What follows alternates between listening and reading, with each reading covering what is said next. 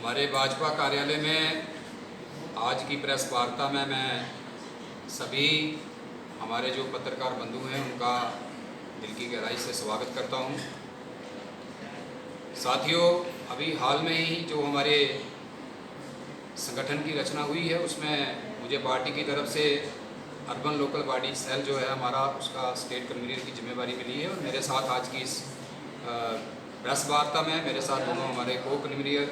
भाई सुरजीत सिंह जी चौधरी और बहन शारदा देवी जी और हमारे मीडिया के प्रभारी सेक्रेटरी भाई डॉक्टर प्रदीप मोहत्रा जी भी हैं। साथियों, जैसा कि हम सब जानते हैं कि 5 अगस्त को जब हमारी यशस्वी प्रधानमंत्री जी के नेतृत्व में केंद्र सरकार ने जम्मू कश्मीर पर एक बड़ा डिसीजन लिया और जहां से धारा 370 और 35 से हटाई गई, तो उसके उपरांत हम सब ने देखा है कि बहुत सारी परिवर्तन जो हैं वो शुरू हुए हैं। जम्मू कश्मीर की राजनीति में भी परिवर्तन हुए हैं। जम्मू कश्मीर की 2 जुटीज़ बनी हैं। आज जो जम्मू की रीऑर्गेनाइजेशन का काम जो चल रहा है और अभी हम देख रहे हैं कि जिस तरह से ये कोविड की महामारी हमारे देश पे आई है, शायद आज़ादी के बाद ये सबसे बड़ी महामारी थी, और जिस तरह से हमारी केंद्र सरकार प्रधानमंत्री जी ने के नेतृत्व में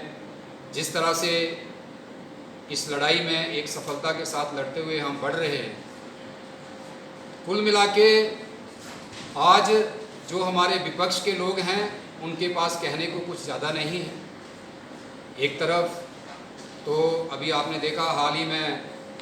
जहां डोमिसाइल एक्ट जो है वो लागू हुआ है, डोमिसाइल के सर्टिफिकेट्स का वितरण शुरू हुआ है, और बहुत सारे हमारे जो रिफ्यूजी भाई हैं, चाहे हमारे बहुत सारे भाई जो वंचित रहे 70 साल तक, उनको जहां जितनी भी कश्मीर केंद्रित पॉलिटिक्स रही उन्होंने अपने हकूक़ से उनको वंचित रखा। तो आज कुल मिला के एक ऐसा माहौल पूरे जम्मू कश्मीर में, पूरे देश में बना है, जिस एक राष्ट्र की कल्पना को लेके हमारे संगठन का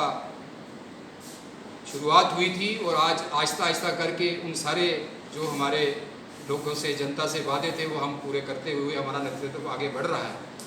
तो कुछ चीज़ों पे हमने देखा है कि बार बार, मैं खुद भी जम्मू म्यूनसिपल कॉरपोरेशन में पार्षद हूँ, हम जब जीत के आए 19 के चुनाव में तो बहुत अच्छा लगा था कि 75 के 75 पार्षदों ने जब ओथ हुई थी उसके बाद सब ने एक इच्छा जताई थी कि हम एक टीम की भांति जो है जम्मू के लिए काम करेंगे, पार्टी पॉलिटिक्स से उठ के काम करेंगे। तो कुछ प्रश्न कुछ लोग बार बार उठा रहे हैं, तो मैं अपनी पार्टी की तरफ से कन्वीनर होने के नाते अर्बन लोकल बॉडी सेल का मैं आपके माध्यम से ये बताना चाहता हूँ कि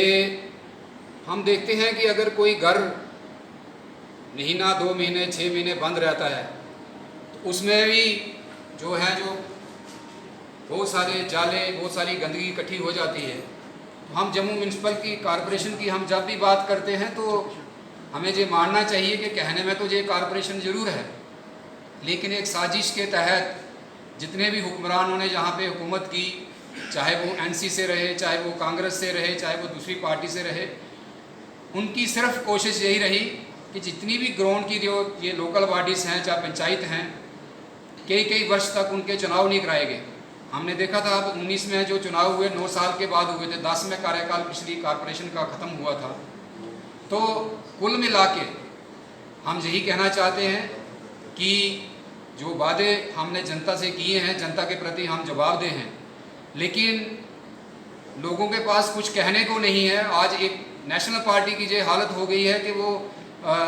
प्रेस कॉन्फ्रेंस में वक्ता बिठाने के लिए भी उनको इंडिपेंडेंट लोगों को बुलाना पड़ता है, उनके पास अपने वक्ता नहीं है। तो मैं यही कहूँगा कि कॉरपोरेशन जो है पिछले 2 साल के लगभग, अभी पौने 2 साल का समय हमारा हुआ है, कुछ बहुत अच्छे इनिशिएटिव जो हैं कॉरपोरेशन की तरफ से लिए गए हैं। आज लगभग 50% डोर टू डोर कलेक्शन का कार्य जो है पूरे शहर में हो रहा है। कॉरपोरेशन का जो रेवेन्यू है, मैं बताना चाहता हूँ कि जब हमारी कॉरपोरेशन बनी तो लगभग 10,60,000 उस महीने का रेवेन्यू था, और जब हम आज आपसे बात कर रहे हैं तो लगभग 1,60,00,000 रेवेन्यू हमारी कॉरपोरेशन का हुआ है। जहाँ तक हमारी ट्रांसपोर्ट के विभाग के खर्चों की बात है, दूसरे खर्चों की बात है,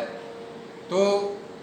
लगभग 85 लाख जो था मंथली खर्चा था हमारा, आज वो कम होके 52 लाख का हुआ है। और एक पारदर्शिता लाने का जो प्रयास हमारा है वो हम उस पर काम कर रहे हैं। हाँ ठीक है, मैं मानता हूँ, क्योंकि ये सारा स्ट्रक्चर चेंज हो रहा है। जैसे अभी अपने मुझे तो बड़ी विडंबना लगती है कि वो लोग आज 74th अमेंडमेंट की बात करते हैं, जिनके खिलाफ बहुत देर तक मैं भी पार्टी की तरफ से युवा मोर्चा में रहा हूं और हमने कई साल तक संघर्ष किया। और आप एक ऐसी घटना आपको सुनाता हूं कि जिस पार्टी का प्राइम मिनिस्टर हो दिल्ली में, जम्मू कश्मीर में जिसका मुख्यमंत्री हो, उसी पार्टी का मेयर जो है वो मार्च करता है म्यूनसिपल कॉरपोरेशन से लेकर सिविल सेक्रेटरीट तक कि अमेंडमेंट कीजिए। तो अगर ये जनता के प्रति इतने आज प्रश्न हमारे ऊपर उठा रहे हैं, तो पहले ये तो जवाब दें कि इन्होंने तब क्यों नहीं इस पर कुछ काम किया। आज इनको पता है धारा 370 हटी है, 35 से हटा है, तो 74th अमेंडमेंट थोड़े दिनों में आने वाली है। लेकिन भी हम इसी नहीं होना चाहिए। हमको जम्मू के लोगों ने अगर 75 लोगों को जिता के भेजा है, कहीं ना कहीं हम सब की पृष्ठभूमि है, हमने किसी पार्टी के साथ, संगठन के साथ कार्य किया होगा, या सामाजिक कार्य करते हुए हम जहाँ तक पहुँचे हैं, तो हम अपनी जिम्मेवारियाँ समझें। हम दूसरे की तरफ जब भी उंगली करते हैं तो ये ज़रूर ध्यान रखें कि हम एक उंगली उस तरफ करते हैं तो 5 हमारी बाकी की 4 उंगलियाँ हमारी खुद की तरफ होती हैं। तो इसलिए इल्ज़ाम तराशी हमारी करने का कोई वो नहीं है। कुल मिला के हमारा एक ही मैसेज है, हम प्रतिबद्ध हैं जम्मू की जनता के साथ, और जो वादे हमने किए हैं वो हमने बहुत सारे वादे निभाए हैं, और आने वाले दिनों में जो चीज़ें रही हैं वो भी सारी होंगी। लेकिन एक जो टेक्निकली प्रॉब्लम है, आप समझ सकते हैं कि जब ये ड्यूटी स्टेटस मिला स्टेट को, तो कॉरपोरेशन का कहा गया था तब से ही कि 1 साल तक पुराने ही लॉज चलेंगे, क्योंकि अब इसकी डीऑर्गेनाइजेशन होनी है तो उसमें बहुत सारी चीज़ें बदलने की ज़रूरत है। तो अब चीज़ें बदल रही थी, लेकिन बीच में जो कोरोना महामारी आने के कारण कुछ चीज़ें लेट हुई हैं। तो ज़्यादा ना कहते हुए हम आपके माध्यम से जम्मू की जनता को आश्वस्त करते हैं कि हम जो आप वादा करके उनके बीच काम करने आए हैं, हम अपने मेयर और पूरी टीम के साथ उस कार्य की तरफ बढ़ रहे हैं। और जब भी आने वाला चुनाव होगा तो हम जनता के प्रति बिल्कुल जवाबदेही रखते हैं, और हमने जो किया वो भी हम रखेंगे, और जो हमने करना होगा वो भी हम जनता को बताएंगे। आपने अगर मेरे